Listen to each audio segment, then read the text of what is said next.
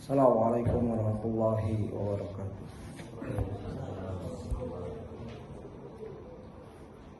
Innal hamdalillah nahmadu wa nasta'inu wa nastaghfiruh wa na'udzu billahi min shururi anfusina wa min sayyiati a'malina. May yahdihillahu fala mudilla lahu wa may yudlil fala hadiya lahu. Wa asyhadu an la ilaha illallah wahdahu la syarika lahu wa asyhadu anna Muhammadan 'abduhu wa rasuluh. Ya ayyuhalladzina amanu taqullaha haqqa tuqatih wa la tamutunna illa wa antum muslimun. Ya ayyuhan nasu taqu rabbakumul ladzi khalaqakum min nafsin wahidah wa khalaqa minha zawjaha wa batha minhuma rijalan katsiran wa nisaa'a wattaqullaha alladzi tasaaluna bihi wal arham innallaha kana 'alaikum raqiba. Ya ayyuhalladzina amanu taqullaha qulu qawlan sadida yuslih lakum a'malakum wa yaghfir lakum dzunubakum wa may yuti'illahu wa rasulahu faqad faza fawzan 'azima. Amma ba'd. Fa inna asdaqal hadithi kitabullah wa khairul hadi Muhammadin sallallahu alaihi wasallam wa sharral umuri muhdatsatuha wa kullu muhdatsatin bid'ah wa kullu bid'atin dalalah wa kullu dalalatin finnar. Ayyuhal ikhwah rahimani wa rahimakumullah, jamaah salat subuh kajian ba'da subuh di Masjid Al-Balad Bojong Sari Depok yang saya muliakan. Semoga Allah selalu melimpahkan rahmatnya berkah di pagi ini dalam rangka kita melanjutkan ibadah-ibadah, rangkaian ibadah yang agung setelah salat sunnah, salat wajib, dan talabul ilmi. Talabul ilmi faridatan ala kulli muslim. Menuntut ilmu adalah wajib bagi setiap muslim. Dalam kurung kalau disebut muslim termasuk muslimah. Dan kita sudah sampai di halaman 372 dari jilid 1 buku Sirah Nabawiyah, belajar meraih cinta sejati kepada Sang Rasul sallallahu alaihi wasallam, karya putra Indonesia Al-Ustadz Dr. Firanda Andirja LCMA Hafizahullah, di mana dalam jilid 1 ini masih berupa gambaran-gambaran, ya, pembukaan muqaddimah. Kita sudah sampai di poin keempat, yaitu Khadijah radhiyallahu anha telah mengorbankan segalanya demi dakwah sang suami.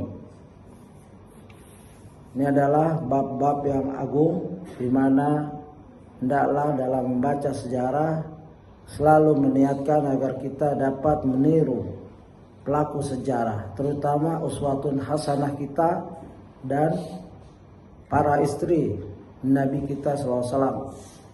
Dandanya seorang almar'atus salihah, istri yang soleh, hendaklah melihat istri-istri Nabi.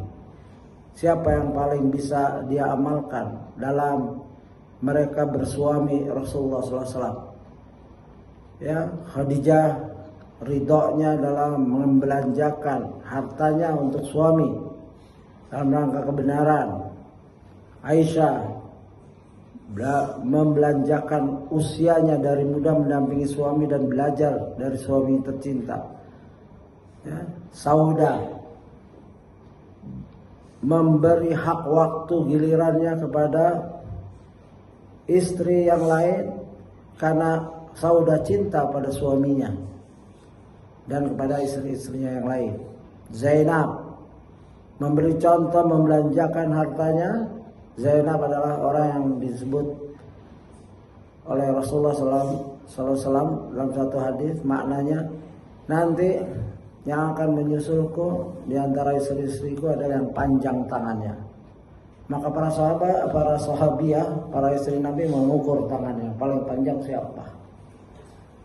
Panjang tangan di sini bukan arti negatif, ya, seperti Indonesia panjang tangan, ayo suka nyolong. Kalau ini panjang tangannya adalah Zainab orang paling suka bersedekah.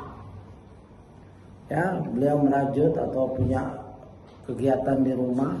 Kalau istri-istri sekarang mungkin dia bikin tas untuk shopping center, dia bikin kerjaan tangan, lalu hasilnya dia infakkan ke orang miskin. Itu Zainab radhiyallahu anha. Ummu Salamah orang yang paling cerdas, orang yang cerdas setelah Aisyah radhiyallahu anha, memberi nasihat pada saat perang perjanjian Hudaybiyah, di mana Rasulullah mengikut nasihat tersebut. Ya, setelah para sahabat diperintahkan cukur, sembelih hewan kamu karena kita nggak sampai Mekah, cukup di sini.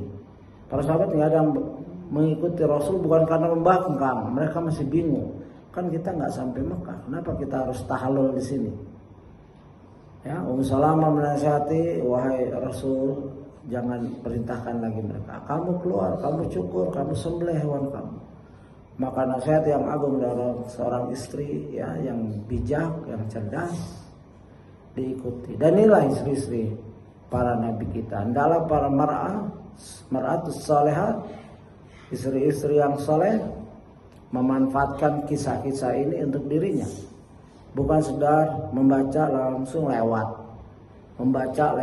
tidak ada bekas, tidak ada asar seorang soleh, tidak ada contoh-contoh kesolehan wanita kecuali pada diri sahabiat, ya, istri-istri para nabi. Dan selain istri para nabi, diantaranya istri-istri sahabat, Nusaybah, perempuan wanita pemberani, melindungi diri Rasulullah di dalam perang. Beliaulah salah satu yang tercatat mujahidah. Ya, waktu perang Uhud beliau menjadikan dirinya tameng untuk melindungi Rasulullah. Dirinya, suaminya gugur, ya, anak-anaknya gugur satu persatu.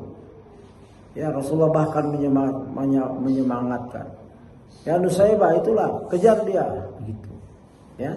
Jadi enggak semua wanita masak saja. Inti kerjaannya Nusaybah dalam berjihad adalah mengobati.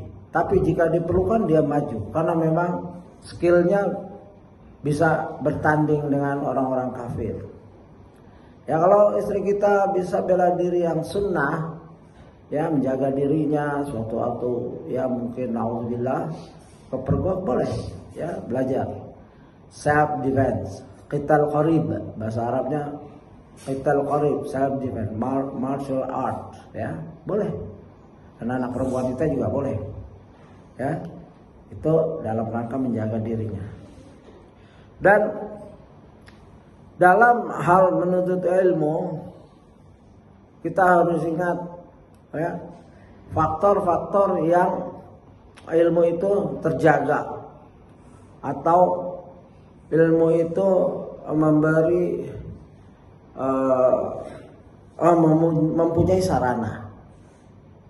Kalau kita baca ayat Quran Al-Baqarah, ya, setelah Al-Fatihah, Al-Baqarah, perlahan-lahan akan dilihat di situ, ya, orang yang duduk menuntut ilmu, membaca kitab dan lain-lain atau mendengarkan, semuanya berhubungan dengan 3 faktor fasilitas. Pertama hati, kedua penglihatan, ketiga pendengaran. Ini menuntut, ya. Keempat baru lisan. Pertama hati, kedua pendengaran, ketiga penglihatan. Ini fasilitas yang Allah berikan. Kita akan dimaafkan tidak bisa menuntut ilmu jika kita tidak bisa mendengar. Sekarang sudah ada sarana, ya, sudah terangkat itu. Kalau dulu agak susah mungkin. Ya, saya pernah ngajar di pesantren tunanetra, mereka begitu semangatnya. Ya, tunanetra itu ini, ya, tidak melihat. Mereka punya braille, baca Qurannya bagus. Ya, komputernya juga yang bunyi gitu. Ya, semangat sekali. Ya, satu kelompok yang tidak. Padahal Allah telah angkat satu fasilitas menuntut ilmu. Tapi bahkan mereka lebih teliti dalam bertanya, dalam membaca, ya, begitu. Dan juga yang tidak bisa mendengar, mereka punya tim sendiri. Padahal Allah angkat pendengarannya. Mereka bisa berhujah di hadapan Allah. Engkau, ya, tidak memberi pendengaran. Bagaimana aku menuntut ilmu? Ya, begitu.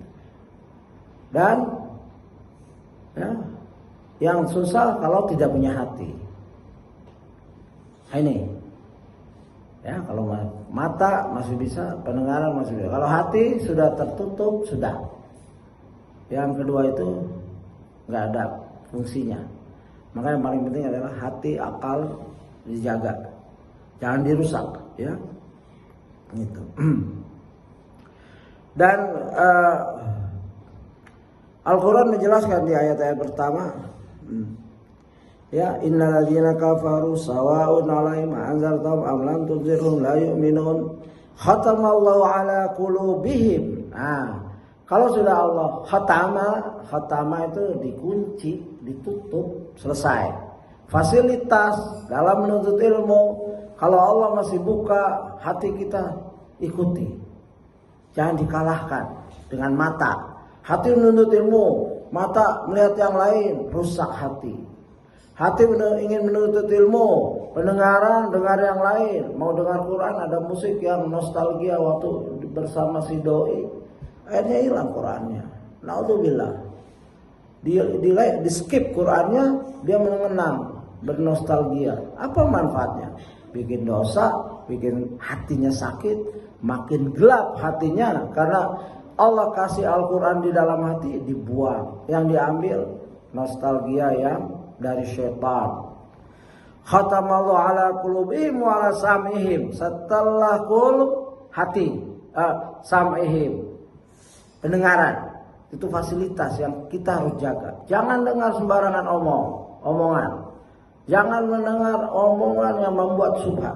Bahkan seorang ulama salaf lewat ke orang-orang Khawarij ingin membacakan Quran, ditutup kupingnya. Quran, tapi dari orang Khawarij ditutup. Wahai fulan, ini Al-Quran. Iya, tapi dari engkau tidak. Ya, karena mungkin kita tergiur dengan suaranya yang indah, akhirnya mengikut, akhirnya ngaji dengannya. Hati-hati. Ya, makanya hati-hati juga sumber-sumber suara dijaga. Jangan asal ngomong. Ya, boleh jadi kita ngomong sembarangan, orang mendengar diikuti, dosa terus lagi orang itu menjalankan apa yang kita omong, ya, karena dia mendengar, maka dosa jariah. Na'udzubillah. Khatamallahu ala qulubihim wa ala sam'ihim wa ala absarihim. Baru mata. Ini fasilitas ilmu, fasilitas hidayah. Jika orang sudah menutup hatinya, selesai. Nggak akan dengar itu telinganya walaupun sehat. Nggak akan melihat itu matanya, ya, walaupun sehat. Begitu. Ghisyawah, ya, penutup.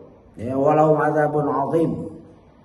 Karena 3 fasilitas yang Allah kasih tidak dilaksanakan untuk menuntut ilmu, untuk menggapai hidayah, ya, tempat mereka adalah neraka. Begitu. Ya. Allah mengulangi lagi dalam masih Al-Baqarah. Kalau kita baca Al-Baqarah pelan-pelan, itu akan terasa nikmat bahwa dalam, ya, susunan ayat Al-Quran itu dari Allah. Al-Fatihah, Al-Baqarah. Ya. Dalam ayat fi qulubihim maradun fazadahumullahu marada.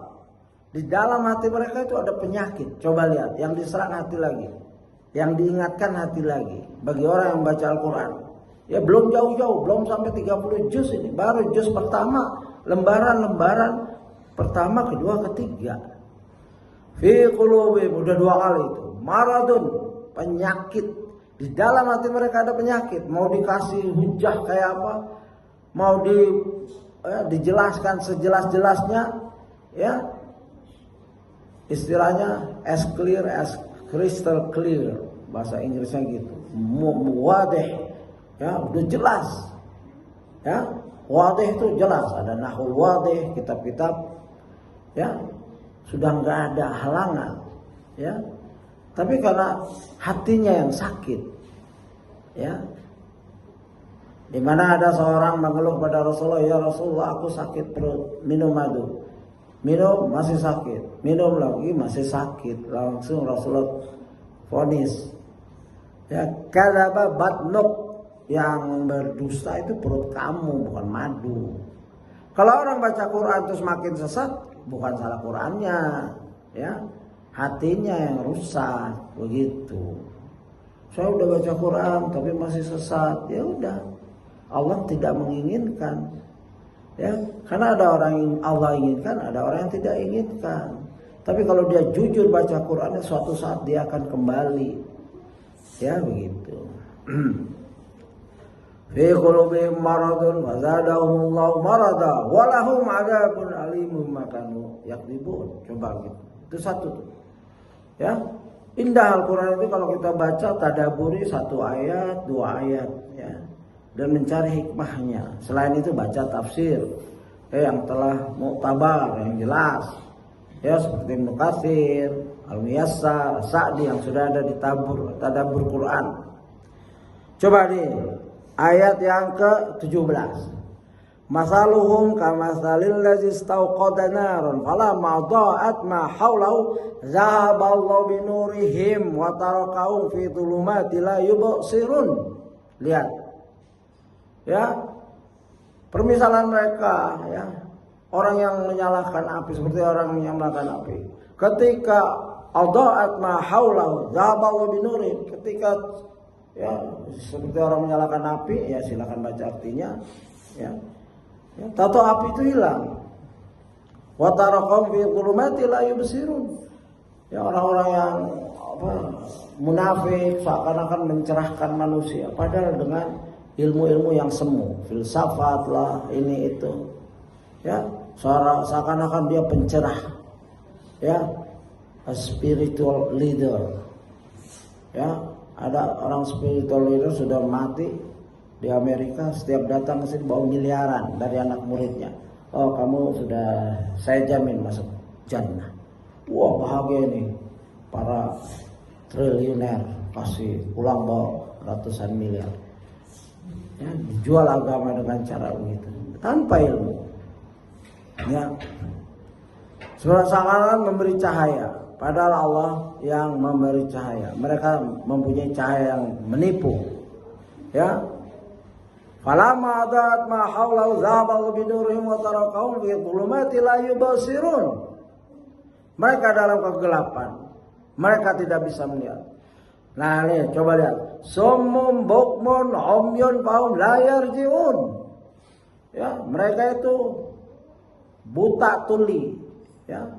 Summun, ya, bukmun umyun fahum la yarji'un.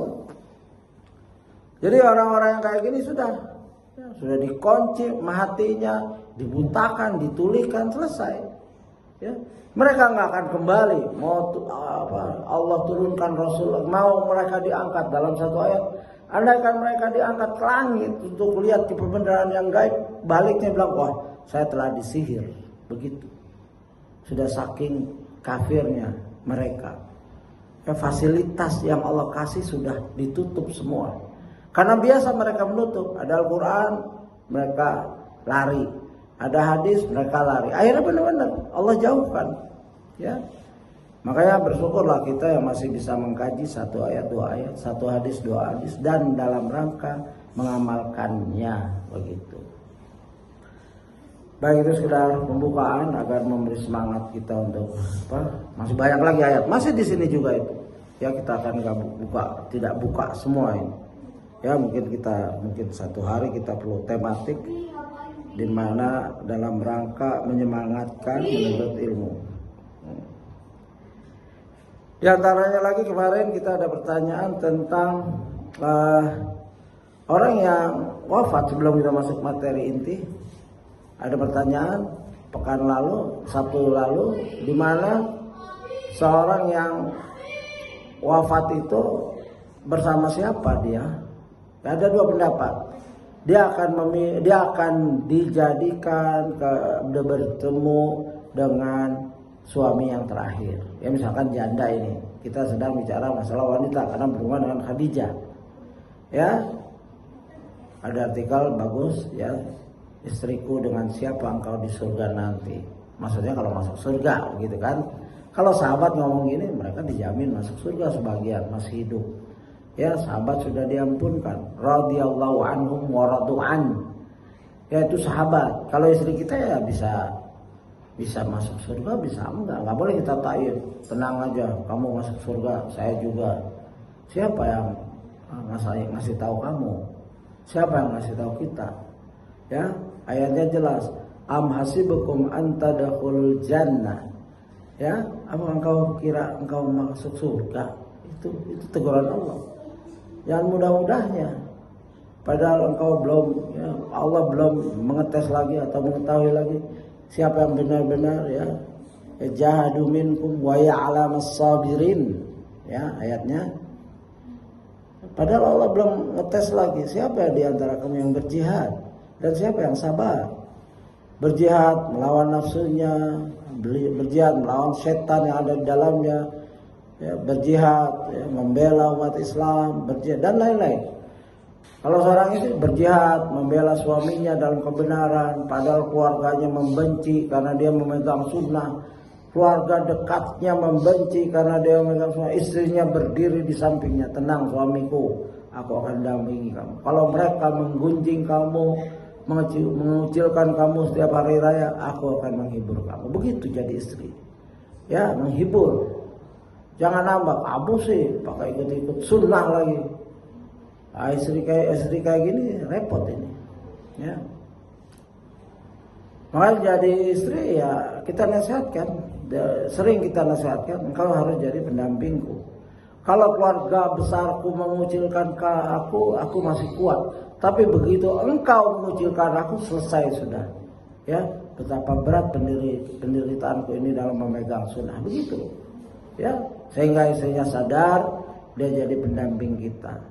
Jangan jadi provokator untuk amat tuh suami saya kayak gitu. Kamu enak punya suami, ya. Begitu. Dibandingin lagi dengan suami iparnya dan lain-lain.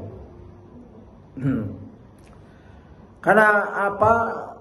Ada perkataan seperti ini. Wahai istriku, sekiranya aku bisa berdoa, maka aku akan berdoa kepada Allah agar engkau yang meninggal dahulu, barulah aku menyusul. Aku tidak ingin apabila aku meninggal terlebih dahulu, kemudian engkau menikah lagi dengan laki-laki lain, maka engkau akan bersama suami terakhirnya di surga. Aku yang sudah menanti-nanti akan menjadi raja bagimu di surga, ternyata aku harus menanggung cemburu tak tertahankan melihat kenyataan engkau malah bersanding dengan laki-laki lainnya di surga selama-lamanya. Nah, perkataan ini ada mungkin di dalam diri kita, dan saya pernah didatangi seorang bertanya, ya kalau saya mati, ya gimana? Ya dia umurnya jauh dengan istrinya, beda. Ya, panik sekali. Ya, padahal jauh lebih muda dari saya. Istrinya juga. Saya bilang, sudah, antum meninggal aja dulu, tenang aja. Antum pikir meninggal kita masih mikirin di sana, ya Allah, istri gue ngapain ya, shopping lagi. Nggak sempat. Baru masuk kuburan udah 3 pertanyaan, dan bukan ringan pertanyaan ini. Belum tentu kita bisa jawab. Kalau kita jawabnya ha ho digodam. Godam itu masuk diri kita ke bumi. Ya, binatang-binatang mendengar. Kalau digodam ini ditimpakan ke gunung, hancur itu gunung. Ini kepala kita, naudzubillah. Kepala kepada orang yang tidak bisa jawab. Ada pikiran mikirin istri lagi, mau kawin lagi nggak tuh dia? Nggak ada. Kalau dilihat dari ilmu, jangan pakai perasaan. Kita mikirin di neraka, di alam barzah kita lagi duduk mikirin istri, mikirin suami, asik banget. Nggak sempat. Ya, alamnya udah beda. Barzah itu alamnya beda. Ya, bukan kita lagi safar. Bukan kita lagi merantau, bukan kita lagi menjalankan tugas, kita lagi ngapain ya, telepon, video call, selesai. Ini sudah beda alam, mungkin gak kepikir sama sekali, wallahu a'lam. Dia sedang berhadapan dengan amal hisab. Kalau di dunia dia beramal, dunia hisab, ya, dia masuk jannah atau masuk neraka. Azab kubur adalah pintu-pintu itu. Kalau dia di azab kubur, sudah jelas dia masuk neraka.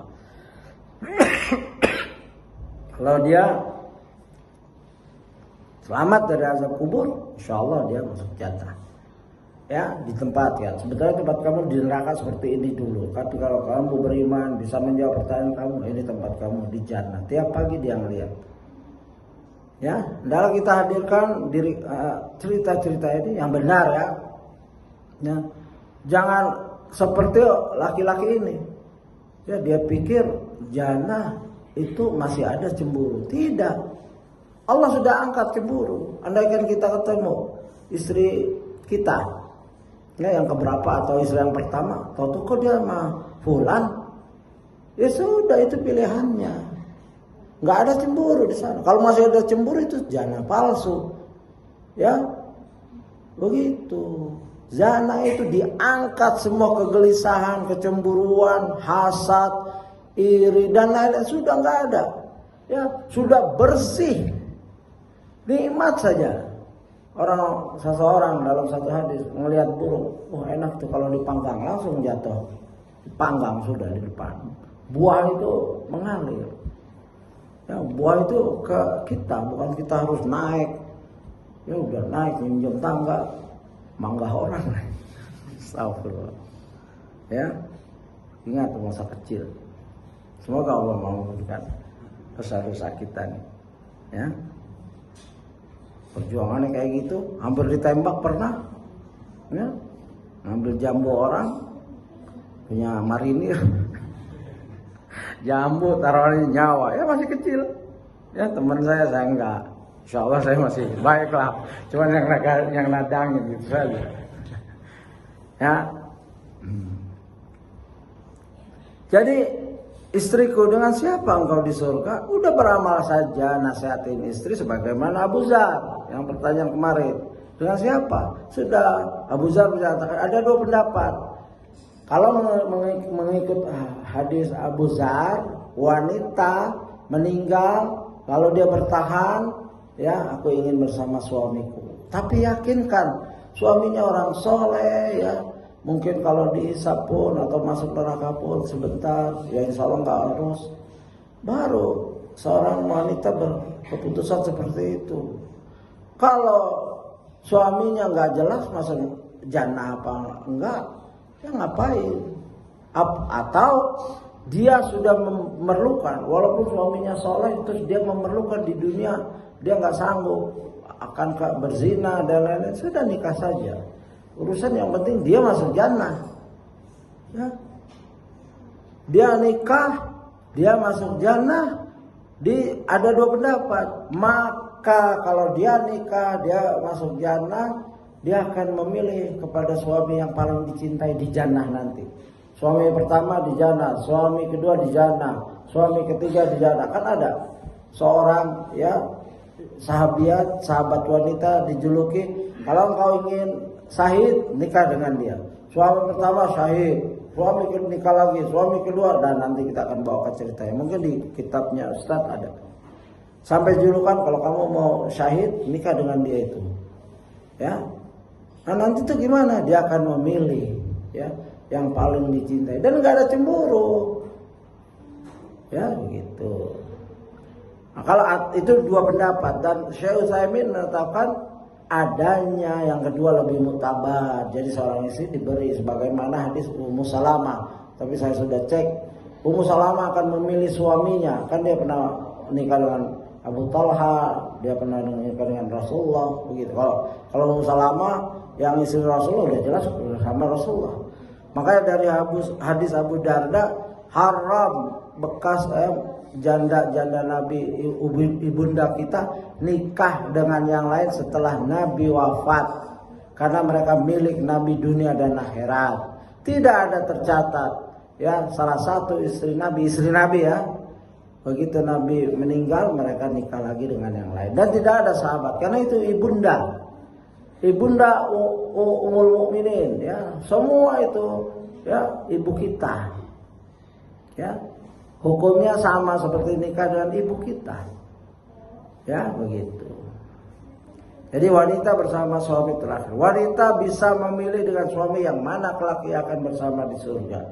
Dua-dua pendapat ini ada dalilnya ya, secara singkat silahkan ya. Ya kalau Syekh Utsaimin menjelaskan yang kedua kalau nggak salah. Ya, begitu. Panjang ini.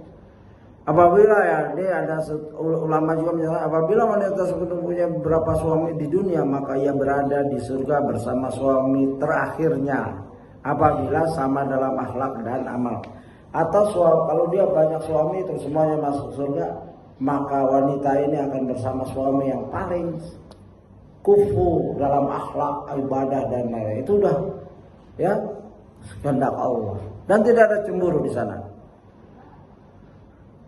Mujahid dapat 72 bidadari. Kalau cemburu capek banget, 4 aja kalau cemburu capek kita, ya. 72 cemburu perang terus. Nggak mungkin, ya.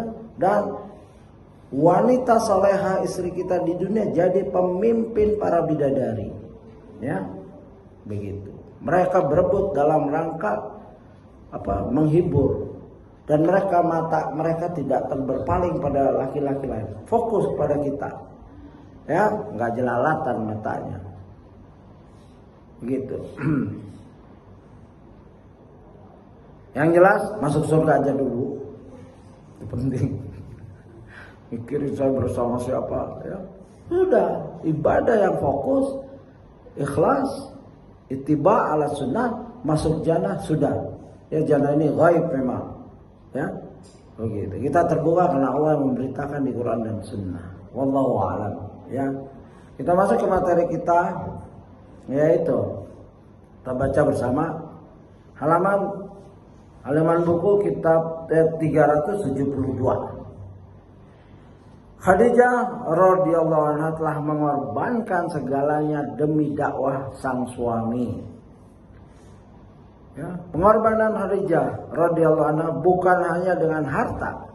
Sebagian ahli sejarah bahkan menyebutkan bahwa Khadijah radhiyallahu anha lah yang mengurus sepenuhnya urusan rumah tangga dan pengurusan anak-anak di masa awal-awal dakwah, agar Rasulullah SAW dapat fokus berdakwah di masa-masa yang sulit tersebut. Semoga keridhaannya senantiasa menaungi Khadijah radhiyallahu anha. Jadi bagi-bagi tugas. Mungkin Rasulullah ada pembicaraan, aku berat, ya Rasul. Khadijah tahu beratnya,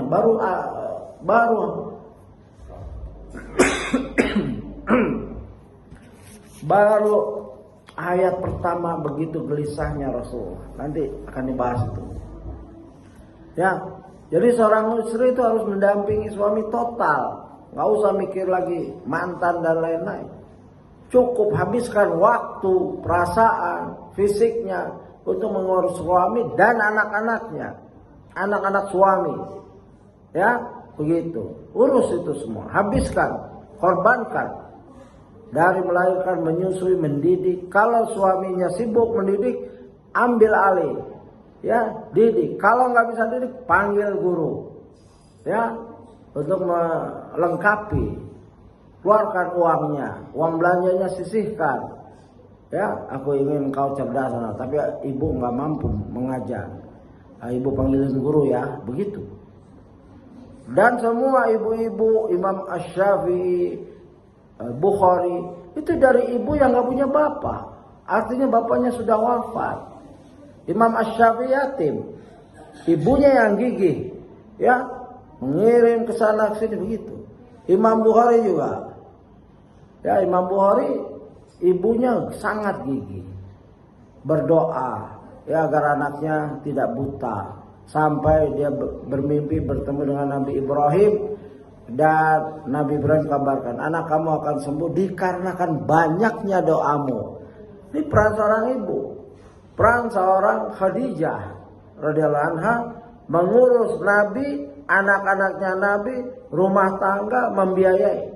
Ya, bagaimana bahagianya Nabi? Nabi bisa fokus, ya begitu. Mengatur berdua, manage rumah tangga. Dakwah Nabi yang mendunia ini dimulai dari rumah tangga, yang bagus sekali. Ya, satu sisi istri pertamanya, istri yang dicintai pertama dan ya dunia akhirat paling dicintai. Begitu indahnya, ya. Semua hartanya untuk berdakwah di masa-masa yang sulit. Ini sungguh berbeda dengan sebagian. Ini penulis ya, Ustadz Firanda. Ini sungguh berbeda dengan sebagian wanita yang justru menghalangi suaminya dari berdakwah. Nauzubillah. Ya, semoga kita berlindung, ya, kita dilindungi dari punya istri yang seperti ini. Kalau ada, nasihatkin pelan-pelan. Ya, istriku sayang, aku cintai kamu, aku lamar kamu, aku jadikan kamu istri dalam rangka menopang kegiatanku, baik bekerja, berdakwah. Dakwah nggak harus punya masa ribuan, tidak. Berdakwah untuk diri, anak, ya, keluarga dan anak. Udah, skop kecil. Kalau bisa keluarga besar, alhamdulillah. Kalau bisa tetangga, teman kerja, silahkan. Ya, jangan terlalu ambisi ingin punya majelis dan tidak. Ya, begitu. Dakwah mastata'tum. Ya, semampu kamu. 1 orang, 2 orang. Ya, nanti Allah beri kesempatan. Ya, jika kita pemimpin dalam suatu instansi pekerjaan, kita contohkan. Salat kita bagus, nanti anak buah kita nasihati, kenapa kamu gak sholat? Sholat aja, ya. Ini saya kasih waktu kamu untuk sholat. Nanti baru kerjakan, ya, pekerjaanmu. Begitu. Jika kita diberi amanah, ya, kita contohkan bahwa kita amanah. Itu dakwah juga. Mencontohkan kita amanah dalam bekerja, tepat waktu, ya, punctual, tuh, ya. Punctuality, tepat waktu, hadir jam segini, pulang jam segini yang sudah ditetapkan oleh perusahaan kita. Itu juga dakwah. Nggak harus bil lisan, ya, dakwah itu bil hal aqwa. Berdakwah dengan tingkah laku, akhlak, ya, bil mal itu lebih kuat kadang-kadang daripada lisan. Nah, inilah yang dicontohkan oleh Rasulullah. Rasulullah berdakwah dari keluarga. Dan Khadijah adalah wanita yang komitmen, di mana seluruh harta jiwa raga dikerahkan untuk fokus mengurus urusan Rasulullah SAW, sehingga Rasulullah lebih lapang ke luar. Kalau pulang direpotin, padahal musuh sedang begitu banyaknya di luar, pulang sumpak lagi dengan musuh paling dekat, yaitu istrinya. Nauzubillah, kasihan sekali orang-orang seperti ini. Ya, tapi jangan, ya, karena dia udah jadi istri kita didik. Ya, kalau kita mau ngikut sunnahnya Nabi Ibrahim, ya, waktu ditanya istrinya Ismail, ya, bagaimana hidupan kamu? Wah, payah hidup saya hidup kayak gini, nggak maju-maju. Ya, Nabi Ibrahim dengarkan. Makan kamu apa? Makan kadang kala ini, kadang kala itu. Begitu jumpa Nabi Ismail, ganti itu pijakan pintumu. Ismail anak yang taat, langsung baik Abi. Besoknya dicerai. Ya, ya, begitu. Ya boleh. Seorang tua kalau kita punya anak, kelihatan itu kalau kita baik, maksudnya anak apa, istri anak kita ini sangat jauh, tapi hati-hati dalam bab ini. Kita bukan kayak Nabi Ibrahim, ya, lebih baik hindari. Dan anak kita bukan kayak Nabi Ismail, mungkin habis cerai gila, stres, tambah parah. Perbaiki daripada dipisahkan. Karena sudah ada 2 hati sudah terpaut. Jangan sembarangan memisahkan seorang yang sudah menjadi suami atau istri. Ya. Solution itu bukan cerai. Cerai itu udah paling terakhir. Yang sudah tidak ada jalan. Kelima, halaman 373. Khadijah radhiyallahu anha adalah wanita yang tegar. Nah, ini yang diperlukan buat istri-istri zaman sekarang. Ya, ini ya, sebagaimana Ustaz, ini sungguh berbeda dengan sebagian wanita yang justru menghalangi suaminya dari berdakwah. Kalau belum kuat mengikut suami, ya sudah, doakan saja. Mas, kamu begini tapi aku belum kuat, doakan aku biar aku kuat seperti kamu. Begitu. Ya, nasihatkan. Kamu jangan membenci dakwahku, wahai istriku tercinta. Nanti kamu dosa. Kalau kamu gak kuat, doakan aku. Dan kamu doa untuk dirimu agar bisa menerima kebenaran. Khadijah adalah wanita yang tegar. ketika sang suami pulang dengan berbagai kesulitan dan kegelisahan yang menyertainya, Khadijah radhiyallahu anha dengan penuh ketegaran hati menghibur dan menenangkan hati beliau sallallahu alaihi wasallam. Semua orang punya masalah keluarga. Rasulullah manusia paling mulia dunia akhirat mempunyai masalah keluarga. Tetapi seberat-berat ya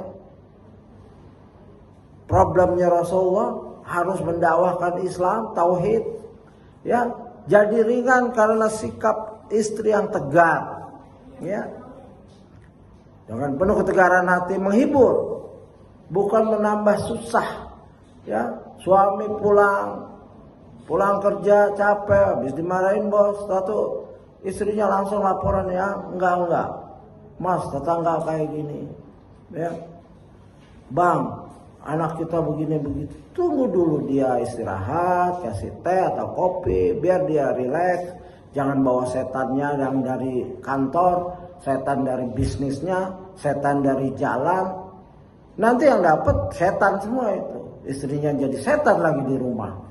Setan jalan, setan kantor, ketemu setan di rumah. Paling berat setan di rumah. Ya nempel terus. Jangan jadi setan. Seorang istri yang soleh tegar. Lihat suaminya kelimpungan, ngomong sendiri, banting pintu, sabar. Ya. Siapkan teh, ya siapkan air hangat untuk mandi. Baru diajak ngomong, ada apa mas? Capek ya stres ya di kantor. Begitu. Harus mau. Walaupun dia repot, ya suami tahu, bukan suami tidak tahu dia repot dengan anak-anak kita. Suami tahu betapa repotnya menyiapkan menu yang sesuai dengan suami.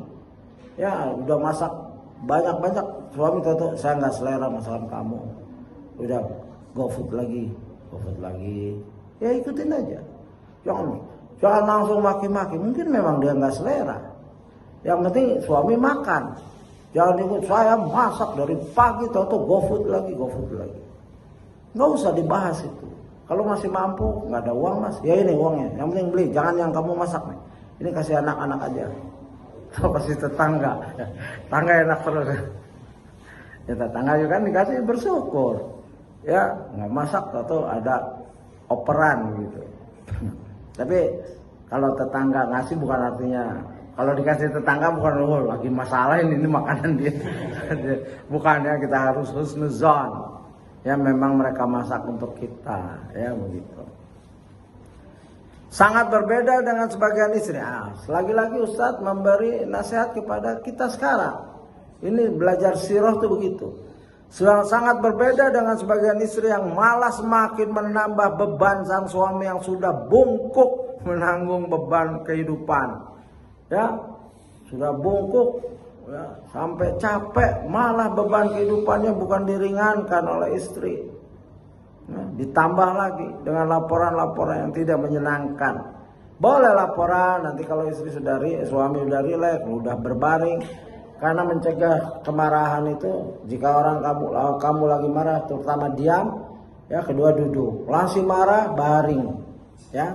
Karena baring, orang berbaring tidak banyak gerakan. Kalau paling ngomong, kalau ngomong kan dari pertama udah, ya diam. Kalau orang lagi marah tuh diam. Kalau dia marah ngomongannya bisa hukum perceraian dan lain-lain, itu bahaya. Ya, wanita bahaya kalau kena hukum dari kita, gitu. Ini Ustaz membandingkan jangan seperti istri yang makin menambah kobaran bara, disiram api, disiram minyak, ya,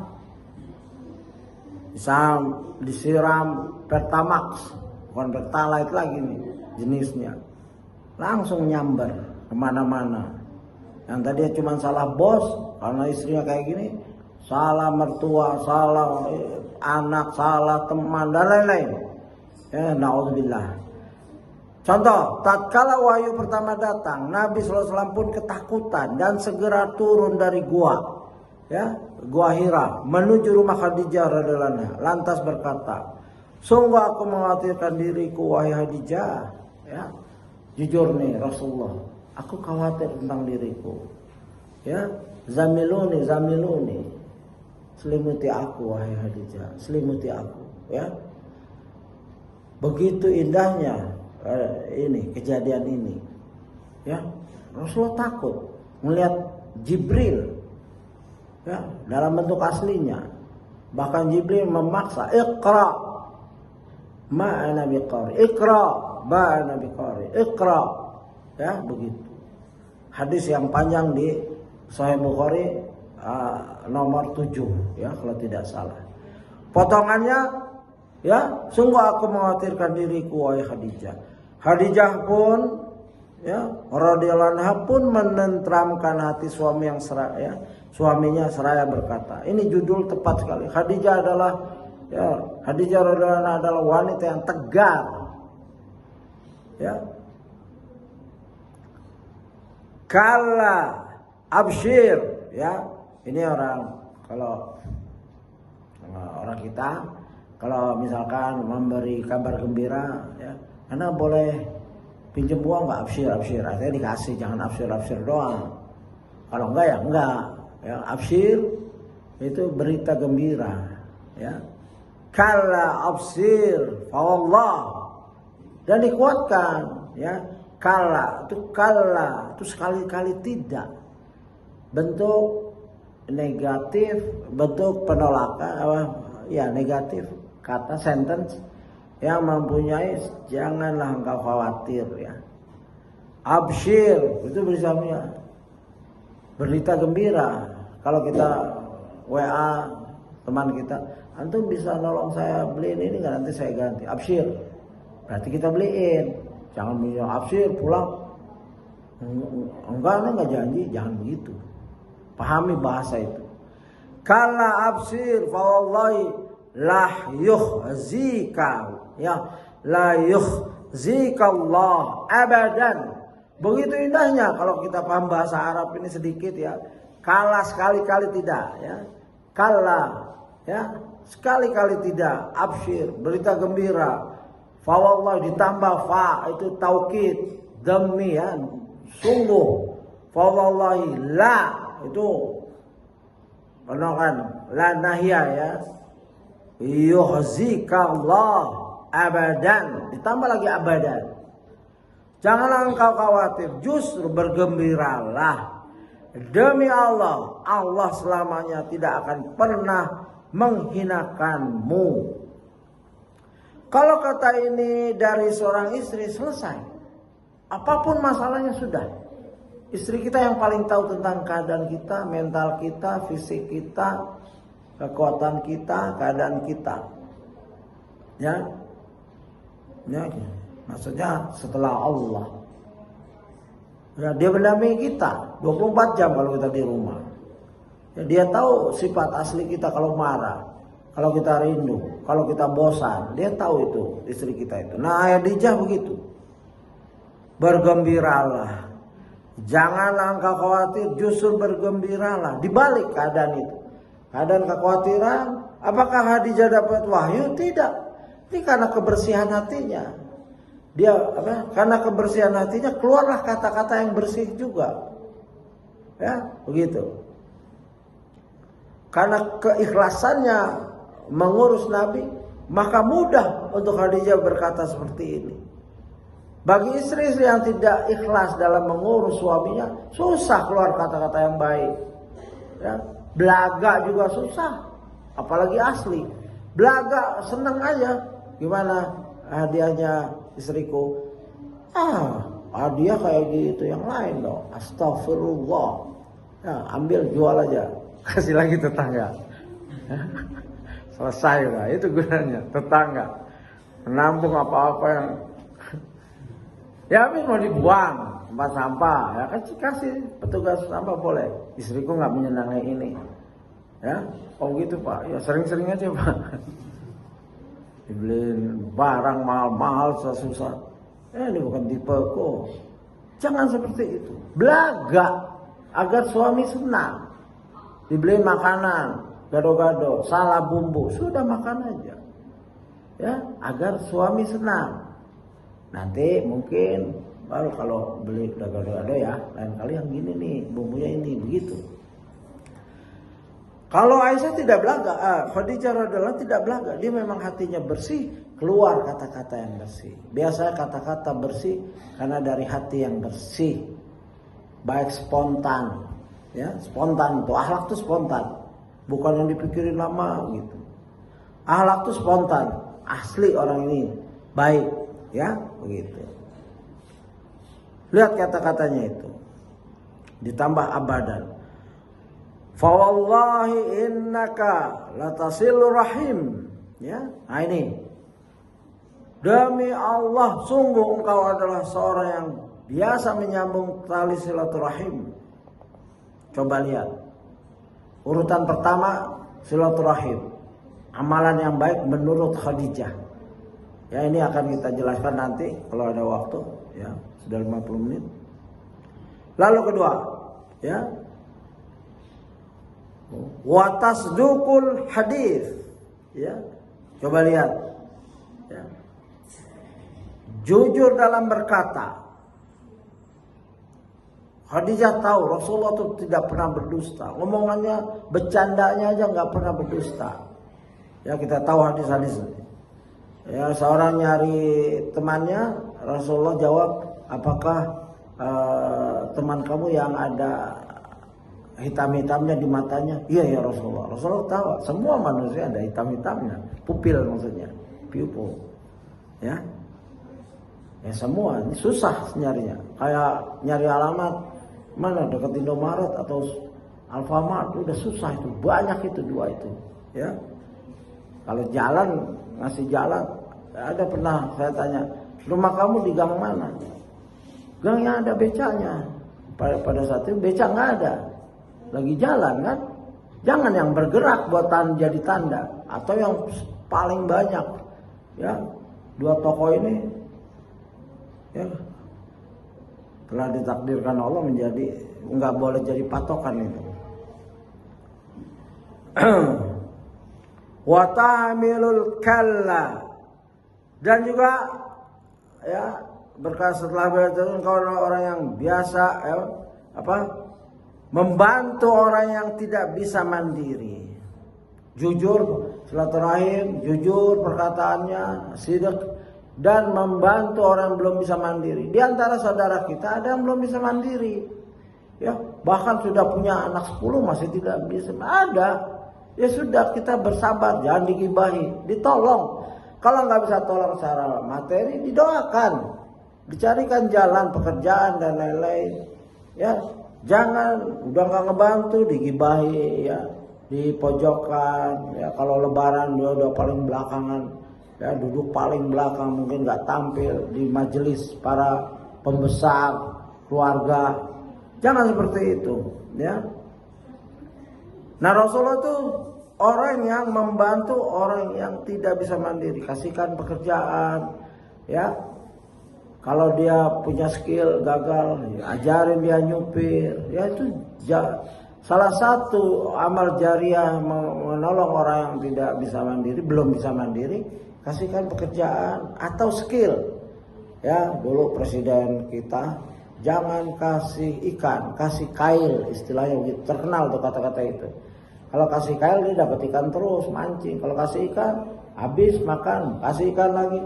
Tapi kalau kasih skill, kail, dia bisa mancing di sana sini, dapat ikan yang lebih besar. Ya, ini Rasulullah menolong orang yang miskin. Ini jelas ya. Wa tahmil kalla wa taqsibu, ya ma'zum, orang miskin. Wa taqrid daif, ya menolong orang miskin, memuliakan tamu, ya, dan menolong mereka yang terkena musibah. Wa tu'inu ala nawaibil haqq. Orang musibah berhak, makanya orang boleh meminta-minta. Jika dia kehilangan, nanti mau safar, bebannya apa, bekalnya habis, itu boleh minta-minta mana. Tapi nggak boleh dijadikan modus. Ya, banyak ada orang, bukan banyak, ada orang yang saya mau pulang kampung, uang hilang atau sudah belanja, bisa nggak saya minta? Itu nggak boleh kalau jadi modus. Tapi sekali-sekali dalam kondisi yang asli, boleh seseorang minta ya untuk menyelamatkan dirinya, bisa jumpa keluarga lagi, boleh. Ya. Saudaraku, perhatikan bahwa Khadijah radhiyallahu anha hanya mengalami masa-masa sulit dari Islam. Ya. Beliau radhiyallahu anha hanya menyaksikan fase-fase awal dari dakwah sang suami Muhammad SAW. Beliau radhiyallahu anha telah wafat ya 3 tahun sebelum Rasulullah SAW berhijrah. Sebelum kemenangan demi kemenangan diraih oleh umat Islam. Bahkan para ahli sejarah menyebutkan bahwa Khadijah radhiyallahu anha dikucilkan oleh teman-temannya para wanita Quraisy. Mereka yang dahulunya saling akrab akhirnya menjauhi dan mencemooh Khadijah radhiyallahu anha. Lantaran ia memilih beriman kepada sang suami, ya, sallallahu alaihi wasallam. Para wanita pasti tahu rasanya dikucilkan oleh teman-teman dekat mereka. Sungguh bukanlah perkara yang mudah. Para ulama mengatakan bahwa seakan Allah Jalla Jalaluhu hendak menangguhkan segala balasan dan kebaikan dan jasa Khadijah radhiyallahu anha di akhirat. Mungkin saja beliau sallallahu alaihi wasallam tidak merasakannya di dunia karena Allah Jalla Jalaluhu telah melipat gandakannya untuknya di akhirat kelak. Ini juga kita nasihatkan ke istri kita. Khadijah saja yang begitu mulia dikucilkan oleh teman-temannya. Ya, karena biasa kumpul, arisan, ini kok dia nggak kumpul lagi sejak nikah dengan Nabi Muhammad SAW. Misalkan ada arisan sejak zaman jahiliyah mungkin. Ya, kita nggak tahu kan. Ya, biasanya kayak gini jahiliyah banyak nih. Musik, ya, begitu. Dan hati-hati arisan itu kumpul, nanti ada yang nggak bayar, kabur ini itu, ya yang mengumpulkan uang juga kabur. Dan ada wajib, begitu uang kita diterima kita wajib nyetor. Itu hati-hati.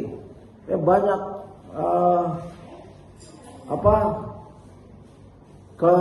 keburukannya tinggalkan. Ya, aslinya boleh arisan. Biasanya wanita kumpul karena arisan, kajian, masak bersama, begitu. Gak apa-apa, bagus itu. Tapi kalau seorang sibuk dengan suami lebih utama lagi, ya, begitu. Dan ini dikucilkan oleh teman-temannya, para wanita Quraisy. Mereka yang dahulunya saling akrab akhirnya menjauhi dan mencemooh Khadijah. Lantaran dia memilih beriman pada sang suami, ya, beriman pada suami yang berbeda akidahnya dari seluruh orang jahiliyah pada saat itu. Itu komitmen yang tidak main-main. Bahkan menyibukkan dirinya dengan keperluan suaminya, masak untuk suaminya, ngatur, ya, mengeluarkan uang. Mungkin Rasulullah SAW tidak memberi nafkah karena fokus berdakwah. Ya, nafkahnya dari uang sendiri, anak dididik dengan uang sendiri, belanja makan dan lain-lain, bahkan pakaian. Kalau ada wanita seperti ini memang mulia. Zaman sekarang seperti istrinya Siddiq Hasan Khan, seorang ratu, nikah dengan seorang ulama, membelanjai dakwahnya. Ya, mulia dia. Para wanita pasti tahu rasanya dikucilkan oleh teman-teman dekat mereka. Sungguh bukanlah perkara yang mudah. Bukan perkara mudah. Tapi seorang wanita mulia memang harus mengambil resiko ini. Gak apa-apa, ya, gak kumpul-kumpul dengan wanita lain. Asal dia tahu, ya, fungsinya dia di rumah, mendampingi suaminya, mengurus anaknya, menyelesaikan pekerjaan rumah. Yang suami nanti akan tanya, kenapa ini gak suka? Kenapa anak kita begini, gak bisa baca ini, gak bisa baca itu. Ya, zaman sekarang apalagi perlu kesabaran dalam mendidik istri agar istri tegar sebagaimana Khadijah tegar. Para ulama mengatakan bahwa seakan Allah Jalla Jalaluhu hendak menangguhkan segala balasan atas kebaikan Khadijah radhiyallahu anha. Kita juga nasihat istri kita, kamu udah sabar, ya, nggak usah dipikirin. Kamu akan diberi kebaikan, mendampingi aku, mengurus anak, mengurus keluarga. Sudah. Lebih baik waktu kamu itu fokus untuk itu, ya selesai. Ya, kalau ada mungkin gundah gulana, kalau seorang istri mungkin merasa dikucilkan di masyarakat, ya nggak apa-apa, nasihati. Ya kalau nggak kuat pindah. Ya, ad-daru qoblal jaru qoblal dar. Pakai kaidah juga. Ya, cari tetangga yang baik sebelum cari rumah. Ad-jaru qoblal dar. Atau sebagaimana nasihat Rasulullah, apakah tetangga kamu menyakiti kamu terus? Iya Rasulullah. Masih sabar kamu. Datang lagi, masih ya Rasulullah. Sabar kamu. Setelah kelihatan orang ini tidak sabar, keluarkan barang-barangmu di depan rumah tetanggamu. Nanti ditanya, kenapa kamu kok keluarkan barangmu? Saya mau pindah, saya nggak kuat dengan tetangga saya. Yang nanya tetangga itu. Ya, tetangga ini sedih, langsung masukin. Aku akan merubah sikapku padamu. Ini satu hadis seperti itu. Kalau seorang wanita juga udah nggak kuat, ya pindah saja, ngapain menyiksa diri di suatu tempat. Pindah, selesai. Cari yang istri kita nyaman, karena yang sering di rumah istri kita. Kita kan ngajar, ya kerja dan tidak mengalami intimidasi seperti ini. Tapi kalau dia kuat, alhamdulillah, sebagaimana Khadijah kuat. Ya, jadilah istri yang tegak. Didik istri kita agar tegak. Ya, jangan baperan. Jangan suuzon pada tetangga, pada teman, mungkin mereka sibuk. Dan kalau merasa dikucilkan, cari hikmahnya. Mungkin lebih baik mengurangi dosa ghibah, mengurangi dosa permusuhan dan lain-lain.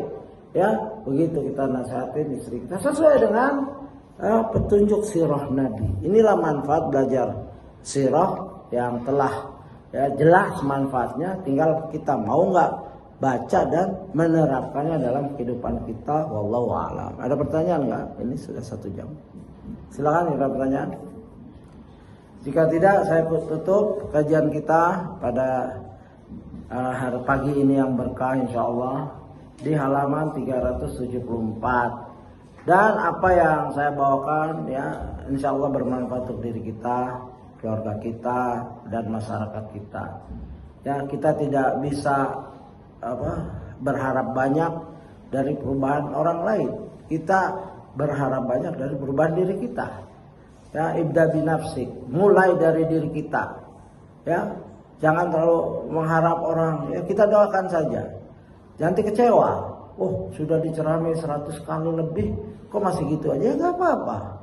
Memang hidayah di tangan kita. Tidak, kita hanya mubaligh, orang yang menyampaikan, dai, orang yang mengajak. Ya, begitu. Ya, tugasnya sudah selesai, menyampaikan dan mengajak, selesai. Ya, nanti di akhirat kita ditanya itu saja. Kalau orang itu berubah, itu rezeki Allah kepadanya belum sampai. Bukan karena dakwah kita hebat, ya mengagumkan, retorika kita bukan. Bahkan di antara mereka ada yang fi qulubihim marad, fazadahumullahu marad. Bahkan ada orang yang didakwai sama Rasul enggak nerima. Seperti Abu Jahal, sudah paman, nggak nerima karena di hatinya ada penyakit. Ya, maka kita lebih harus berlapang dada. Kalau dakwah kita, ya, ilmu yang kita sampaikan, ya, ilmu yang bapak-bapak sampaikan kepada keluarga bapak, bersabar, ya, bersabar dan mengharap pahala atas kesabaran. Ya, sabrun, sabar, bila ada ya, dalam gangguan, begitu. Demikian saya cukupkan kajian kita. Semoga kita bisa lanjutkan di kemudian hari di halaman 374. Ini kajian yang 124 insyaallah ya. Sekitar itulah. Demikian saya mohon maaf jika ada penjelasan yang mungkin menyinggung hati bapak-bapak yang hadir dan mungkin bukan disengaja tapi memang mengambil hikmah dari kajian yang telah ditulis oleh Ustadz Dr. Firanda Dirja. Demikian. Ya, subhanakallahumma wa bihamdika asyhadu an la ilaha illa anta astaghfiruka wa atubu ilaik. Assalamualaikum warahmatullahi wabarakatuh.